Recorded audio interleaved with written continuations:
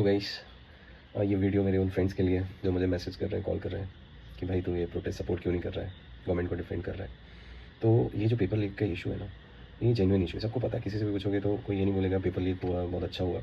और I think ये youth से रिलेटेड है तो सभी इसको सपोर्ट करेंगे। मैं भी उनमें से एक हूँ जो इस इशू को सपोर्ट करता हूँ। बट आप बोलोगे कि प्रोटेस्ट को सपोर्ट क्यों नहीं कर रहा है, तो उसका एक रीज़न है कि ये प्रोटेस्ट है हाईजैक हो चुका है। और इसको लीड कौन कर रहा है? सीजेपी, कॉकरोच जनता पार्टी, अभिजीत दिक्की, ये लोग कौन है, कहाँ से आए हैं? रातों रात एक वायरल होता है, सीजेपी क्रिएट हुआ है, मिलियंस फॉलोअर्स हो गए हैं। आई डोंट नो ये फॉलोअर्स कौन है, कहाँ से आए हैं, मैन्युफैक्चर्ड हैं, और फिर उसके बाद इन लोगों का क्या बैकग्राउंड है? इन्होंने कोई एजुकेशन फील्ड में कुछ किया है? ये अभिजीत देव को इसको पता है एजुकेशन पॉलिसी क्या है? इससे आप पूछ दोगे अभी तो ये कुछ बता पाएगा एजुकेशन पॉलिसी के बारे में, है ना? तो और जितनी भी चीज़ें हैं, जितने भी इसके साथ जो लोग हैं, वो इस फील्ड में थे क्या? इन्होंने कुछ ऐसा एक्टिविज़म किया है?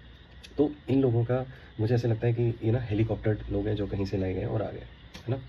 तो अब आप बताइए कि जब आपको इसकी और किसी की भी क्रेडिबिलिटी पे अगर थोड़ा-सा डाउट है, या आपको पता नहीं है कौन है, इनकी क्या इंटेंशन है, आप उनके साथ पीछे जाओगे क्या सपोर्ट के लिए? तो मैं तो इस वजह से नहीं जाऊँगा कि इसकी क्रेडिबिलिटी और इसके जितने भी लोग हैं उनका मुझे पता नहीं है। और अब आ जाते हैं प्रोटेस्ट पे।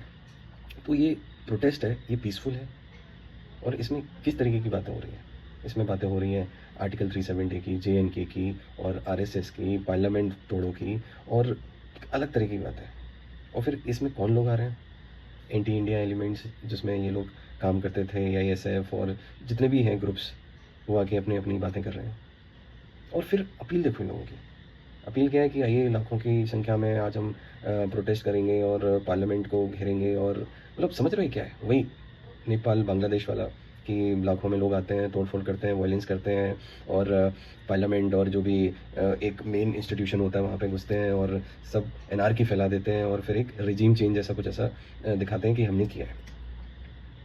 तो ये मुझे जितना भी है ना? इसका डायरेक्शन देखिए कहाँ जा रहा है। तो ये लगता है कि ये वेल प्लान्ड है।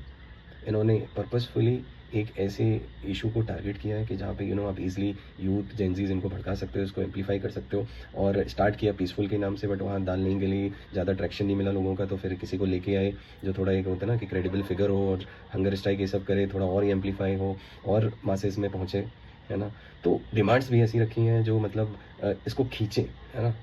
तो मुझे ऐसे लगता है कि ये एक पूरा वेल प्लान्ड है ना? इसमें एजुकेशन और रिफॉर्म्स उसकी कहीं बात नहीं है। तो स्टूडेंट्स प्रोटेस्ट भी बोला गया इसको। स्टार्टिंग में कुछ स्टूडेंट्स आए थे, बट उसके बाद ये सब देख के वो चले गए, तो अभी स्टूडेंट तो बचे ही नहीं। अभी अगर आप देखोगे लोगों को, तो ये स्टूडेंट्स लगते ही नहीं है।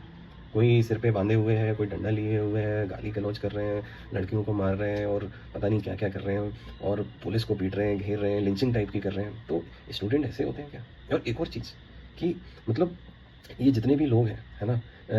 ये स्टूडेंट कैसे होंगे जब जो मेन स्टूडेंट्स थे एनईटी जो एग्ज़ाम में जिनके साथ ये हुआ, है ना? वो तो अभी एग्ज़ाम दे चुके दोबारा, और उनका क्वालीफाई भी हो चुका है, काउंसलिंग चल रही है ना? अगर ये होता कि एग्ज़ाम नहीं हुआ होता, तो एक टाइम में समझ सकता था कि वही लोग हैं और परेशान हैं, गुस्से में हैं। तो ये वो बात है। और फिर ये सब का टाइमिंग भी देखिए, है ना? कि 20 जुलाई को पार्लियामेंट का सेशन चालू हुआ, है ना? और आप ये सारी एक्टिविटीज़ कर रहे हो, आप घुसने की कोशिश कर रहे हो उस ज़ोन में जहाँ पे सिक्योरिटी प्रोटोकॉल्स रहते हैं, और ये जानबूझ के इसलिए किया जा रहा है कि जिससे कुछ वायलेंस हो, आप एक दूसरे से टकराएँगे, हाथापाई होगी, कुछ कैजुअलिटी होगी, और ये ज़्यादा एम्प्लीफाई होगा, देखो हमारे साथ ये किया जाए, विक्टिम कार्ड खेला जाएगा। तो ये सारी जो चीज़ें हैं ना, ये मतलब कुछ तो इंटेंशंस मुझे सही नहीं लगती हैं। और I don't know, but still I am thinking out loud, but कि एफसीआरए बिल है और भी सिक्योरिटी बिल्स जो गवर्नमेंट उस टाइम सेशन में डिस्कस करने वाली थी, तो ये भी हो सकता है कि ये लोग बाहर से आए हैं, ये नहीं चाहते हैं कि भाई ये सब हो, गवर्नमेंट इस डायरेक्शन में कुछ करे और उनका फोकस डिवेट करे, स्टॉल करे वो सारी चीज़ें। तो मुझे ये भी लगता है कि यहाँ पे गवर्नमेंट को थोड़ा इन्वेस्टिगेट करना चाहिए कि ये कॉकरोच जनता पार्टी एकदम से कैसे बनी, इतनी ज़्यादा पॉपुलर कैसे, इसके पीछे कौन लोग हैं, कौन इसको सपोर्ट कर रहे हैं। और सपोर्ट से याद आया कि बाहर से खालिस्तान वाले पन्नू जी इनको बोल रहे हैं कि आई एम विथ यू, है ना? फिर उसके बाद और लोग बोल रहे हैं कि तुम प्रोटेस्ट करो, हम यहाँ से पैसा भेजेंगे। भाई बाहर वाले लोगों को मतलब इसको उकसाने में क्या फ़ायदा मिल रहा है? ये भी हमें सोचना पड़ेगा। तो ये सब देख के मतलब मुझे ऐसा लगता है कि ये जो प्रोटेस्ट है, ये स्टूडेंट प्रोटेस्ट तो नहीं रहा है, पीसफुल नहीं रहा है ना? तो मैं तो इसको सपोर्ट नहीं कर सकता। इस तरीके की एंटी नेशनल एक्टिविटीज़ हो रही हैं और एजुकेशन कोर चीज़ों पे बात नहीं हो रही है। अब आ जाते हैं इशू, पेपर लीक इशू पे, ओके? तो पेपर लीक जो इशू है ना? अब उसमें गवर्नमेंट ने ऑलरेडी एक्शंस ले लिए हैं। है ना, कि उन्होंने जैसे पता पड़ा कि यहाँ पे कुछ तो प्रैक्टिसेस हुई हैं और जो सही नहीं है, तो उन्होंने तुरंत बोला कि भाई हम इसको री एग्ज़ाम कराएंगे, है ना। री एग्ज़ाम हुआ, फिर उसके बाद लोगों ने अपियर किया, 22 लाख लोगों ने, जिसमें से उसका रिजल्ट भी आया 16 लोगों में। तो ऐसा भी नहीं हुआ कि मतलब स्टूडेंट्स की साल खराब हो गई है ना, मतलब उन लोगों को ये था कि चलो अभी इस साल का हमने एग्ज़ाम दिया, और I think they are appearing in counselling और ऑल दोज थिंग्स, है ना। कुछ 11 लाख स्टूडेंट्स वहाँ पे सिलेक्ट हुए हैं। और फिर इसके अलावा सीबीआई को दे दिया इन लोगों ने कि भाई इन्वेस्टिगेट करो, 13 लोग पकड़े गए। फिर उसके बाद कुछ रिफॉर्म्स के लिए इन्होंने बात की कि एक काम करो, अभी इसको हम कंप्यूटराइज़ करने की कोशिश करेंगे। फिर इन्होंने आर्म्ड फोर्सेस को बोला कि ट्रांजिट में तुम देखो कि इसको कैसे हम अच्छे से ट्रांजिट कर सकते हैं, और कमेटी फॉर्म की कि हम कैसे इस पूरी प्रोसेस को इम्प्रूव कर सकते हैं। और एएनटी जो एक ये एजेंसी है, उसमें रिफॉर्म्स की के सिक्योरिटी पोजीशंस के लिए। तो there are many steps which they have taken. फिर जब ये सब हुआ, है ना, तो ये लोग आके एकदम से कि नहीं हमें रेजिग्नेशन चाहिए, अकाउंटेबिलिटी चाहिए। तो अकाउंटेबिलिटी मीन्स रेजिग्नेशन, ओके।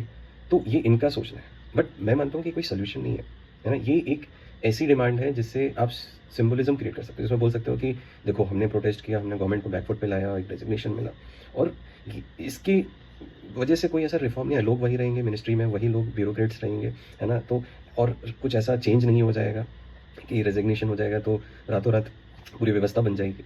तो मुझे लगता है कि ये जस्ट एक सिंबलिज्म के लिए, इसका कोई ऐसा कुछ फ्रूटफुल रिजल्ट नहीं मिलने वाला है। और फिर गवर्नमेंट रेजिग्नेशन क्यों अलाउ करेगी भाई, जब ये सब देख रही है कि ये लोग कहाँ से आ गए हैं, ये क्या कर रहे हैं, इनके पीछे और भी एजेंडा हो सकते हैं। तो ये सब सोच के तो क्यों एक्सटर्नल फोर्सेज और जो भी जिसके पीछे भी इनका हाथ है, उनको बोलेंगे कि हाँ हम तुम्हारी शर्तें मानते हैं। तो जिससे और उनको मोटिवेशन, एनकरेजमेंट कि हाँ अगली बार कोई और टॉपिक वो लोग उठाएंगे जो उन्हें पसंद नहीं है, और ऐसी कुछ हल्ला काटेंगे और फिर रेजिग्नेशन मांगेंगे। तो एक प्रेसिडेंट सेट हो रहा है यहाँ पे। तो मुझे लगता है कि ये वाली डिमांड तो सही नहीं है। हाँ, जो और डिमांड्स हैं कुछ सही हैं, जैसे कंपनसेशन और वो सारी चीज़ें, तो उस पर हमें देखना चाहिए कि गवर्नमेंट को कि कैसे डायलॉग क्रिएट करे। और गवर्नमेंट की तरफ से गलती ये रही है कि उन्होंने कम्युनिकेशन पे ध्यान नहीं दिया। उन्हें हर चीज़ कम्युनिकेट करना चाहिए कि क्या हुआ, कैसे हुआ, हमने क्या किया और आगे क्या होगा, है ना। तो ये सारी चीज़ें अगर थोड़ा अच्छे से बताते तो आई थिंक चीज़ें इतनी ज़्यादा एम्पलीफाई नहीं करती। और फिर इन दी एंड में यही बोलूँगा कि कल को कोई एक नया ग्रुप आता है ना, जो इस बैकग्राउंड से एजुकेशन में, जिसने यहाँ पे काम किया है और जो रिफॉर्म्स की बात करता है और जो बात करता है कि हम आइडियाज़ की कि एजुकेशन सिस्टम को कैसे इम्प्रूव किया जाए, कंस्ट्रक्टिव डायलॉग की, तो उस ग्रुप के साथ या उस प्रोटेस्ट के साथ मेरे जैसे बहुत लोग आने को तैयार हैं, क्योंकि ये इशू बहुत बड़ा है ना। ये पेपर लीक की एक इशू नहीं है, एजुकेशन सिस्टम में बहुत सारे इशूज़ हैं। तो वो एक लॉन्ग प्रोसेस है ना, और उसमें जेन्युइन लोग चाहिए जिसकी कोई और इंटेंशन नहीं हो, जो गवर्नमेंट के साथ पार्टिसिपेटरी अप्रोच में काम करने के लिए तैयार हो। तो वो जो लोग हैं उनका मैं सपोर्ट करने को तैयार हूँ, जो बोले कि हम सीजीपी के साथ नहीं हैं, हम अलग हैं, हमारी अलग आइडेंटिटी, हमारे अलग लोग हैं, और हमारी ये 10 आइडियाज़ हैं, हम ये चाहते हैं कि ये इसमें हो, इसमें इम्प्लीमेंट हो। तो मैं उन सभी को और उस तरीके की प्रोटेस्ट को सपोर्ट करने को तैयार हूँ, जिसमें वायलेंस ना हो, पीसफुल हो, और जो लगे कि हाँ ये जेन्युइन है। तो लास्ट में मैं यही बोलूँगा, जो लोग पेरेंट्स लोग हैं जिनके बच्चे हैं, कि आप प्लीज़ इस ट्रैप में मत फंसिए, अपने बच्चों को मत भेजिए। ये लोग जो हैं, ये लोग आपके बच्चों के कंधे पे बंदूक रख के अपना एजेंडा फुलफ़िल करना चाहते हैं, एनार्की क्रिएट करना चाहते हैं, और एक तरीके से जो रिजीम चेंज और ये सारा जो चल रहा है उसको कहीं न कहीं करने की कोशिश कर रहे हैं। और बाकी जो सही लोग हैं उनको समझिए, उनको सपोर्ट करिए। और जो मेरे दोस्त हैं उनसे बोलूँगा कि जो वो इशू को सपोर्ट करना चाहते हैं, तो भाई थोड़ा इन्वेस्टिगेट कर लो, थोड़ा समझ लो कि क्यों हो रहा है, कैसे हो रहा है, कहाँ से हो रहा है ना। फिर उसके बाद एक अपना ओपिनियन बिल्ड करो, फिर सपोर्ट करो, ठीक है। और फिर ये जो भी इश्यूज़ हैं हमारे इश्यूज़ हैं, ठीक है। तो इसको मतलब एक हमें साथ में मिलकर करना पड़ेगा ऑफ कोर्स। और जो हमारे व्यूज़ हैं, है ना, जो व्यूज़ भी अलग हो सकते हैं, तो एक दूसरे व्यूज़ को रिस्पेक्ट करो। मतलब ऐसा नहीं यार तूने नहीं किया तो तू दुश्मन है, मैं नहीं किया तो मैं दुश्मन हूँ। So it should not be like that. So मैं यही बोलना चाहूँगा। आई नो थोड़ा लॉन्ग वीडियो हो गया है, but I try to cover everything. So Jai Hind, and support the cause but with right people.